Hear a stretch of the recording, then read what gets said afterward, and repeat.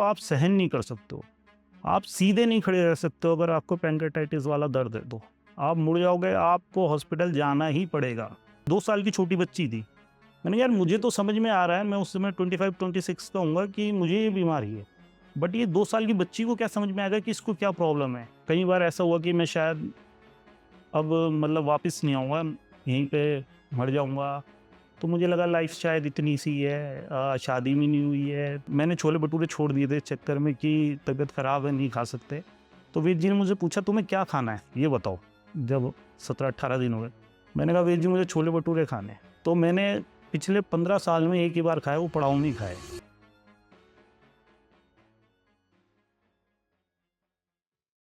मेरा नाम गौरव है। दिल्ली का रहने वाला हूँ। 39 इयर्स मेरी एज है और मैं आईआरसीटीसी में वर्किंग हूँ। मेरे घर में हम 3 भाई-बहन हैं, मैं सबसे छोटा हूँ और मेरे फ़ादर भी गवर्नमेंट सर्विस करते हैं। 2011 में मैं रेलवे में काम करता हूँ आईआरसीटीसी में, तो मेरी ट्रेन में ड्यूटी थी।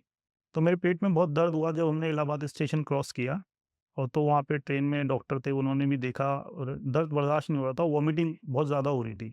तो मुगलसराय स्टेशन पे मैं उतरा, वहाँ पे रेलवे हॉस्पिटल में मैं एडमिट रहा। आईसीयू में रहा वहाँ पे 1 या 2 दिन में। उसके मेरा बर्थडे था नेक्स्ट डे, तो मेरे घरवाले फ़ोन कर रहे हैं, फ़ोन भी मेरा गाड़ी में रह गया था ट्रेन में ही। उसके बाद उनके पास इन्फॉर्मेशन गई, फिर मैं दिल्ली आया, दिल्ली में मैंने एक हॉस्पिटल है, वहाँ पे ट्रीटमेंट लिया। तो बोला फैटी लीवर है आपका, फैटी लीवर का ट्रीटमेंट चलेगा। तो 2-3 साल मैंने वहाँ पे ट्रीटमेंट लिया बट मेरे को कोई सुधार नहीं हुआ। फिर 2015 में मुझे अटैक आया और फिर तो 2-3 महीने बाद फिर आया। फिर मैंने वहाँ पे ट्रीटमेंट लिया, एडमिट रहा 15 डेज़, तो वो ट्यूब्स डाल देते हैं नोज़ में, खा नहीं सकते आप कुछ भी। बहुत दिक्कत थी। तो मुझे समझ में नहीं आ रहा था, बस ये पता था कि शायद लीवर फैटी की वज़ह से ये चीज़ हो रही है। क्योंकि हमने भी सही तरीके से रिपोर्ट देखी नहीं उस टाइम पे। फिर ऐसे करते-करते 2015 से 18 तक मुझे मल्टीपल टाइम्स अटैक आया है। और 18 में जब मुझे अटैक आया और बहुत ज़्यादा मैंने परहेज़ कर रखा था, बाहर का कुछ नहीं खा रहा था, तो मैंने डॉक्टर से पूछा क्या रीज़न क्या है? तो तब मुझे फर्स्ट टाइम पता लगा, उन्होंने बताया कि आपको पैंक्रेटाइटिस प्रॉब्लम है। मैंने इसके बारे में कभी सुना भी नहीं था कि क्या चीज़ होती है ये। तो मैंने कहा इसका ट्रीटमेंट क्या है? तो उन्होंने बोला कि हमारे पास तो ट्रीटमेंट है नहीं। आप मुझे कहीं गवर्नमेंट हॉस्पिटल है एक दिल्ली में, वहाँ पे उन्होंने कहा आप वहाँ पे दिखाओ या आपको जेनेटिक हो सकता है। वो टेस्ट भी एक उन्होंने लिखा, मैंने वो करवाया बट जेनेटिक नहीं था वो। फिर मैंने नेट पे देखा, नेट में मैंने जब ढूँढा तो इसका पैंक्रेटाइटिस का कोई ट्रीटमेंट ही नहीं है एलोपैथी में। तो मेरा जो बड़ा भाई है यूएस में रहता है, तो मैंने अपनी रिपोर्ट्स उसको भेजी, मुझे लगा शायद वहाँ होता होगा तो वहाँ चले जाएँगे जॉब छोड़ के। बट वहाँ पे भाई ने हॉस्पिटल में बात करी, डॉक्टर से मिले तो वहाँ पे भी नहीं था बट उसने बोला आप आ जाओ यहाँ पे। ब फिर मुझे लगा कि यार ये तो बहुत दिक्कत वाली चीज़ हो गई है कि कहीं पे कोई ट्रीटमेंट ही नहीं है। तो मैंने कहा एलोपैथी में नहीं कहीं और हम इसका ट्रीटमेंट देखते हैं, तो मैं कुछ और ढूँढ रहा था। तो उस टाइम पे मैं अकेले बैठ के बहुत रोता था। अब ये छोटा था मैं तो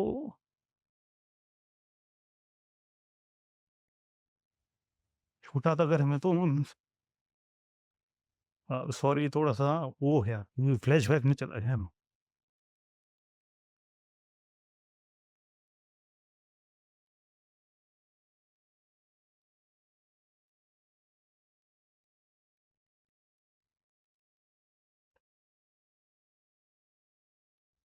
छोटा था मैं घर में तो बोल नहीं सकता था उन लोगों के सामने।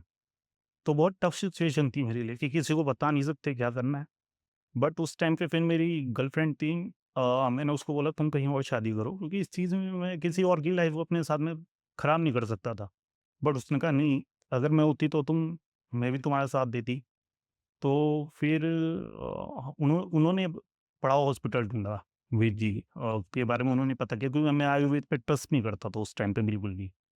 तो मेरे घर में कोई राज़ी भी नहीं थे, हम भी राज़ी नहीं थे बट उसने मेंटली फ़ोर्स किया कि नहीं आपको जाना है।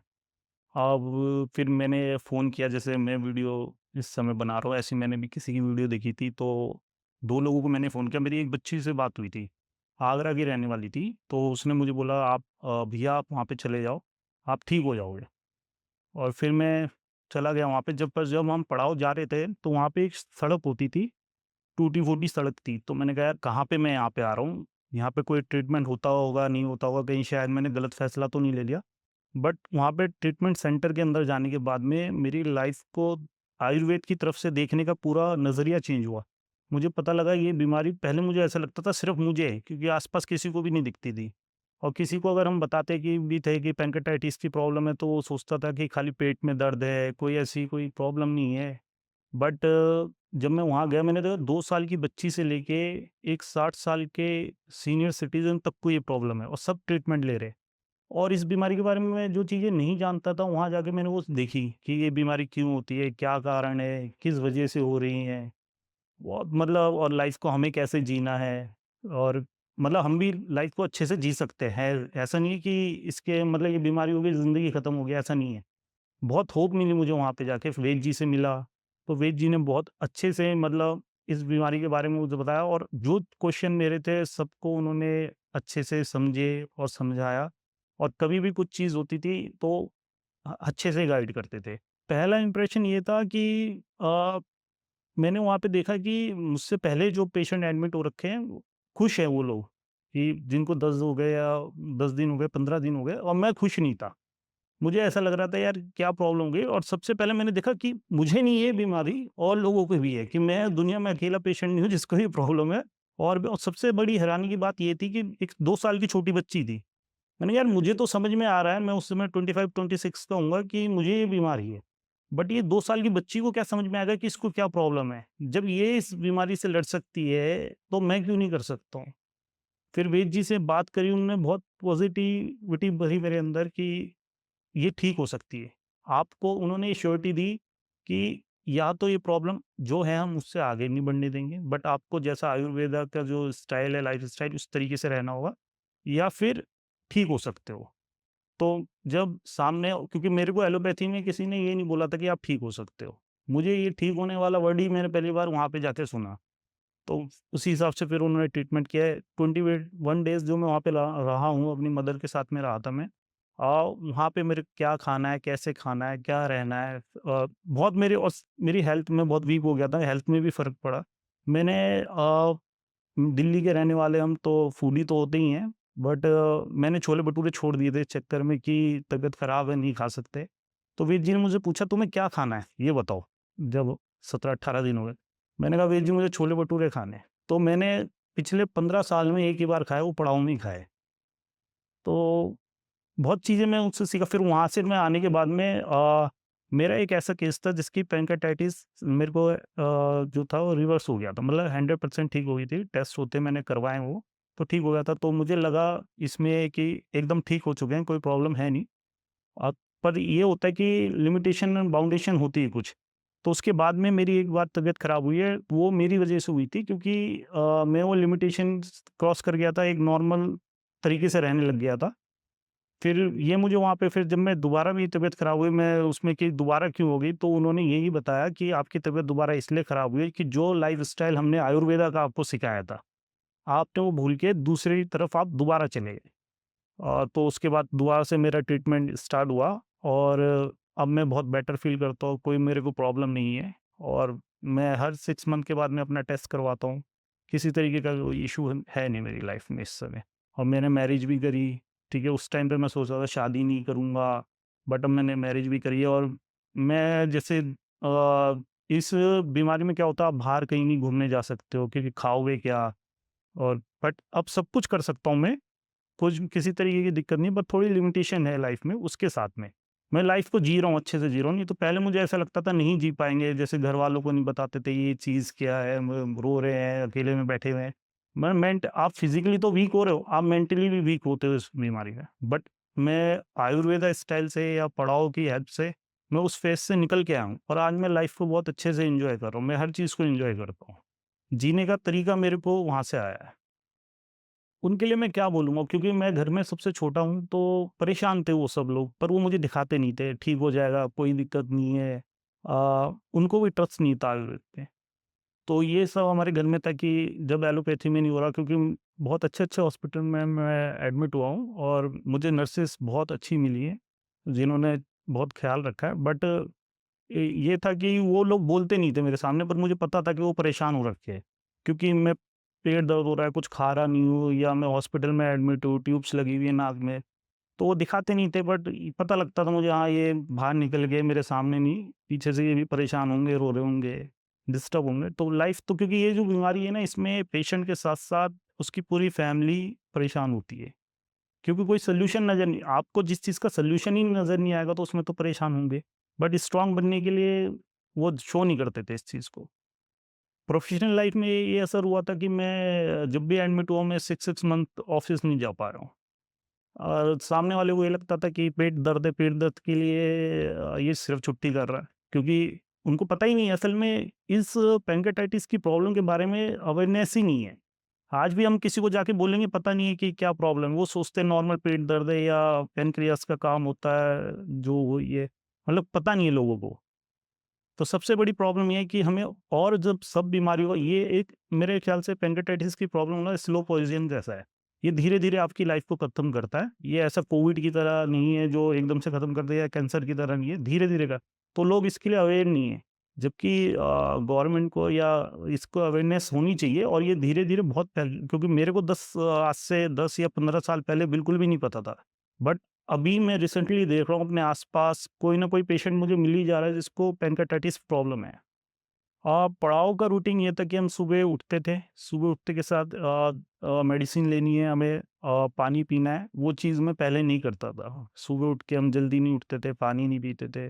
फिर पड़ाव में मैं टाइम टेबल से कि आपको 8 से 8:30 के बीच में ब्रेकफ़ास्ट करना है, 11 बजे आपका स्नैक्स का टाइम है, फिर 1 से 2 के बीच में लंच है, फिर 4 से 5 आईटी है, फिर 8 बजे आपका डिनर है, और 10 बजे आप मील पियो। तो ये सब जो टाइमिंग है, ये मेरी लाइफ से मिसिंग थी।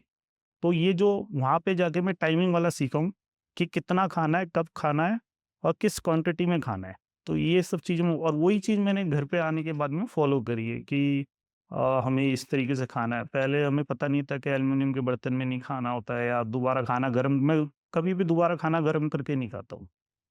कि रीहीट करने से वो खराब होती है चीज़, तो पहले हम रीहीट करके खा लेते थे, तो अब मैं रीहीट नहीं करता हूँ, स्टील के बर्तन को ही यूज़ करते हैं हम खाना बनाने के लिए।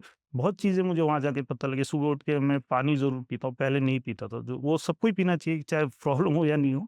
तो वो चीज़ें पड़ाव में लाइफ़स्टाइल तो सीखे हैं और जो हर किसी की लाइफ़ में काम आने वाली चीज़ है, और मेरी फैमिली के लिए भी बढ़िया है कि वो रीहीट करके नहीं खा रही है, या स्टील के बर्तन में ही हम यूज़ कर रहे हैं खाना बनाने के लिए। मैं पड़ाव आने से पहले 2015 में 2 बार एडमिट हुआ हूँ।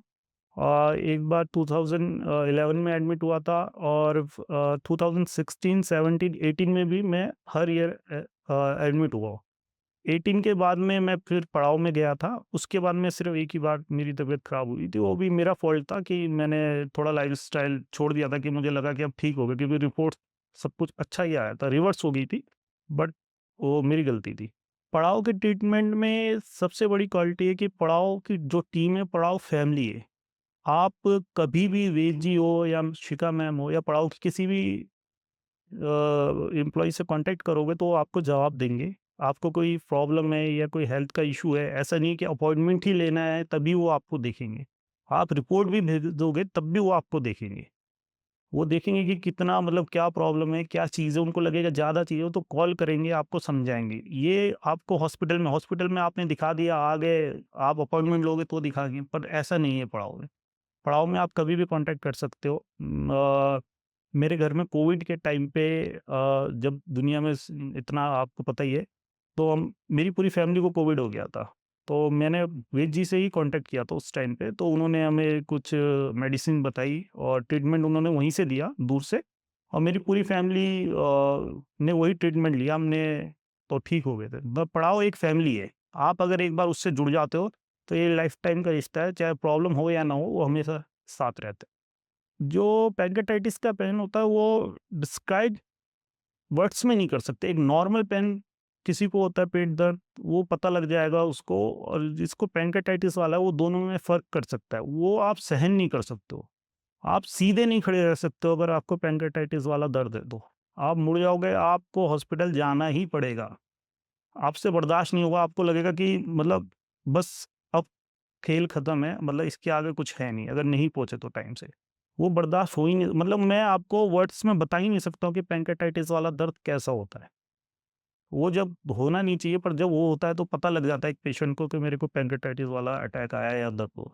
मेरे को जब दर्द हुआ, मैं हॉस्पिटल में एडमिट हुआ था पैंक्रेटाइटिस के उसमें, तो कई बार ऐसा हुआ कि मैं शायद अब मतलब वापस नहीं आऊँगा, यहीं पे मर जाऊँगा।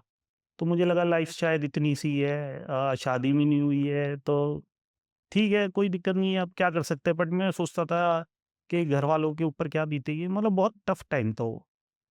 तो उसमें तो बस यही था कि किसी भी तरीके से यहाँ से बाहर निकले तो लाइफ़ थोड़ा-सा और अच्छे से जिएँगे, या जो चीज़ रह गई है उसको पूरा करेंगे। बट ठीक है, फिर ऊपर वाले से उम्मीद रखते थे कि बच जाएँगे, तो बस ठीक है, तो बच गए, बस यही कह सकते हैं। क्योंकि जब अब ट्यूब्स जब डलती हैं नोज़ में, आप 15 दिन तक कुछ नहीं खा सकते हो। एक बोतल के ढक अगर प्यास लग रही है तो एक बोतल के ढक्कन में भी पानी बड़ी मुश्किल से मिलेगा आपको, क्योंकि पीने के लिए मना करेंगे, और इतनी प्यास लगती है कि पीना ही है पानी, और आपको डॉक्टर या नर्स जो भी होंगे वो देंगे नहीं वो पानी, क्योंकि वो सही नहीं है। तो बहुत टफ टाइम होता है वो, फिर बुखार चढ़ रहा होता है, ठंड लगेगी तो ठंडी लग रही है। नींद मेरे को, मैं जब लास्ट टाइम एडमिट हुआ था, मेरे को 10 दिन नींद नहीं आई थी हॉस्पिटल में, आईसीयू में एडमिट था। क्योंकि रात को मुझे नींद आती ही नहीं थी, डर लगता था, अजीब-अजीब ख़्याल आते थे और बहुत सी चीज़ें थी, और दिन में मैं सो नहीं पाता, तो 10 दिन मैं सोया नहीं था हॉस्पिटल में। और मैं सोना चाहता था पर मुझे नींद ही नहीं आ रही थी। द हैवी-हैवी डोज़ थी वो लेके। मैंने जब लास्ट टाइम एडमिट हुआ था, और मैं जब मिरर में अपने आप को देखा तो मेरे पूरे हेयर जो है व्हाइट हो गए थे। मतलब इतनी हैवी डोज़ थी, मुझे लगा कि सारे बाल सफ़ेद हो गए, ये क्या हो गया मतलब। और इतने-इतने बाल, हेयर जो है फॉल होते थे। तो बहुत टफ टाइम था वो, बता नहीं सकता हूँ मैं बस आपको।